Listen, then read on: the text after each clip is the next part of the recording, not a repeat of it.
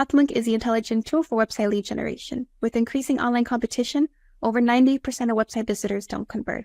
The ability to successfully show your value proposition and support visitors in their buying journey separates you from the competition online. Pathmonk qualifies and converts leads on your website by figuring out where they are in the buying journey and influencing them in key decision moments with relevant micro experiences, such as case studies, intro videos, and much more. Stay relevant to your visitors and increase conversions by 50%. Add Pathmonk to your website in seconds. Let the artificial intelligence do all the work. Get access to 50% more qualified leads so you should do marketing and sell as usual. Check us out on pathmonk.com. On today's episode of the Pathmonk Presents, I've got a very special guest with me joining today. Please welcome Anders, who's from our folks at Invite People. Thank you so much for joining us today on the show. It's an honor to have you here. Thanks for having me. Yeah, absolutely. It's our honor. So for all of our listeners out there, tell us, what does Invite People do overall? Well, Invite People is an SaaS service for event management, hosting, planning, executing, and follow-up of your events. And that is could be in-person events, hybrid events, or digital events. It's quite a mature platform, I would say. It's been around for at least 10 years. Oh, wow. So we started it with in-person events for check-in, match meeting of participants, etc. And it's grown over the years. Yes. And I've been there for almost 2 years. Oh, wow, that's awesome. That's really great. So with being there for 2 years and seeing, how shifts have changed as well, what would you say are the major clients that Invite People mainly caters to? Would you say you're more industry agnostic, or do you focus on certain concentrations? And with concentrations, you refer to usage or like, do you cater more towards those in the education, higher ed, healthcare? No, yeah, we have customers both within enterprise, I would say, that have their own internal event department or something like that, special team for that. But we also have what we say professional event organizers hosting and organizing events for their clients in some returns. We are quite strong within bank and finance industry with our matchmaking tools, where participant could meet up between companies and investors in those cases, for instance. So we find kind of special needs and benefits within different industries and try to address those on their terms. That's great. So as for your clients, how do they typically find you? What would you say is your top client acquisition channel? Is it more digital marketing? Is it inbound, outbound, or is it a mix of a lot of things? Yeah, even though I said we are the company itself has a background for over 10 years. It's really the last 2 years that started to scale up the company and with the investors, and so it's still quite a lot of mouth to mouth, the customers coming from existing customers, etc. And as we operate from Sweden, we're a Sweden-based company, even though we also have a German office. We're kind of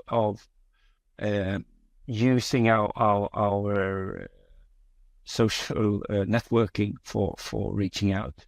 But also my part has been to build up the digital part with content marketing, inbound marketing, and sales enablement through these kind of tactics. So working on different fronts as you need to do more or less today, I think. Yeah, definitely. But it's really exciting where, the company is growing in this vertical, and it's exciting what's coming down your pipeline as well. Mm. So what would you say are the strengths of your company's website? And then where are there opportunities or room for improvement as well?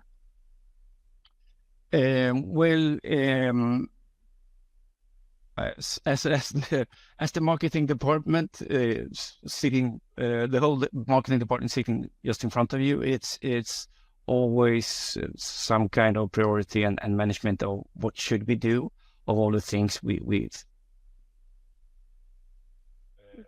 plan to do or think that we can do.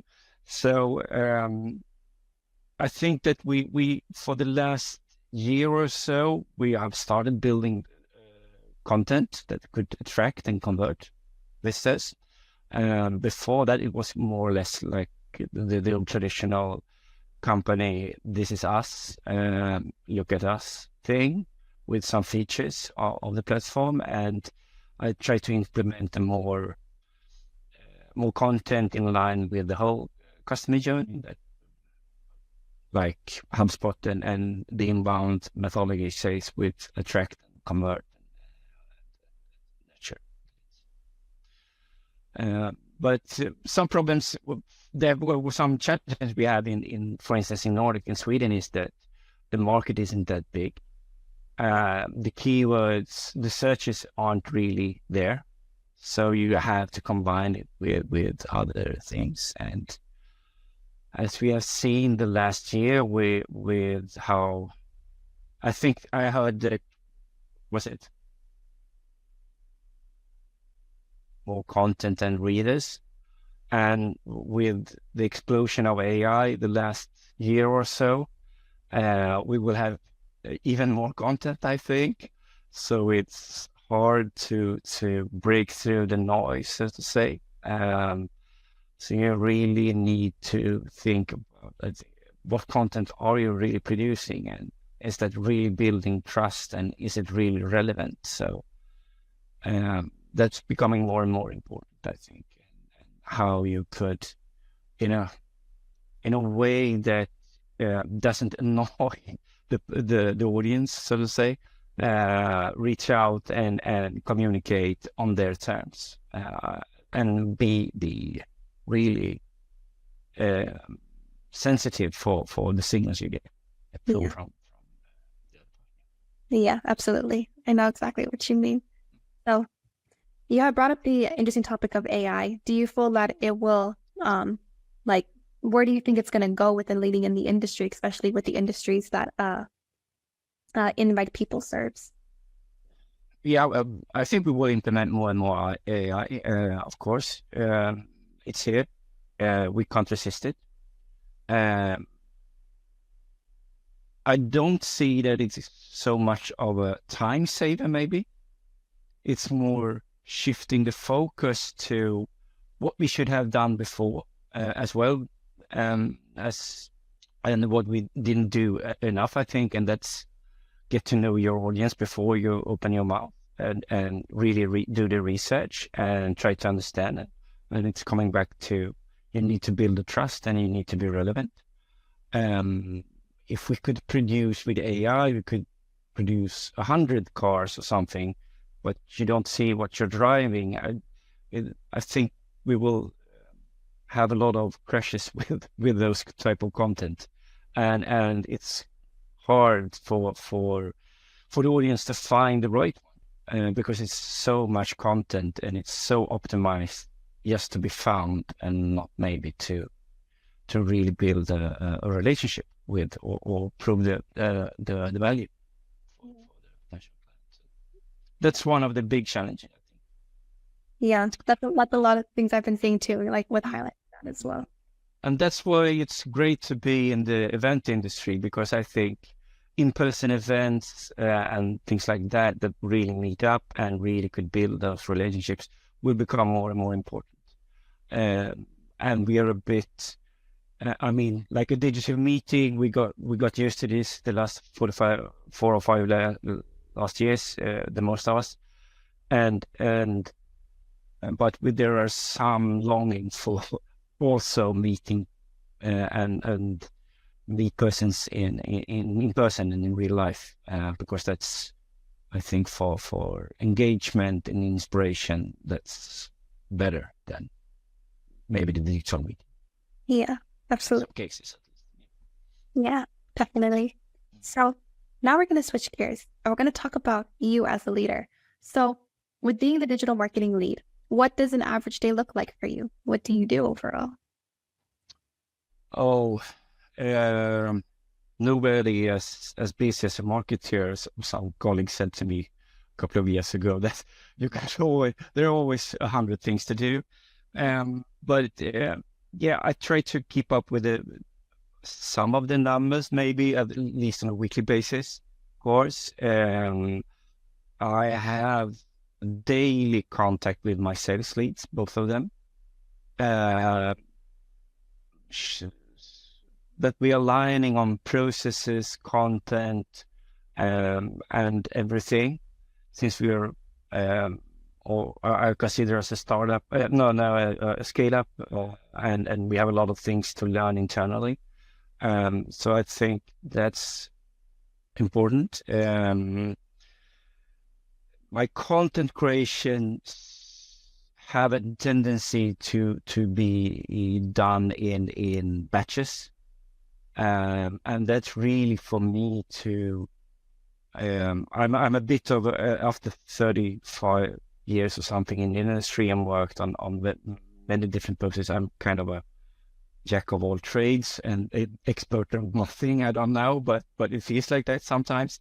But so I try to focus on a specific type of tasks in periods because it's making it easier for me to concentrate on it. So maybe it could be website development, it could be posting, publishing, building up pages, and then it's writing, producing graphic content, etc., or campaign planning. So it's most often done in batches, I would say.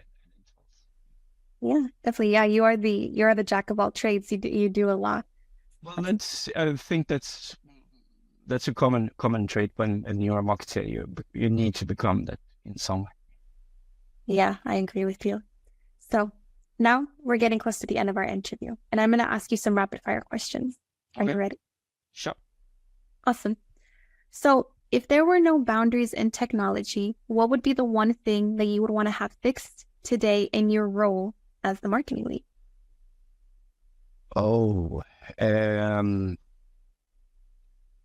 well, on a technical issue, I think that just website hosting and website building and maintenance is a hustle.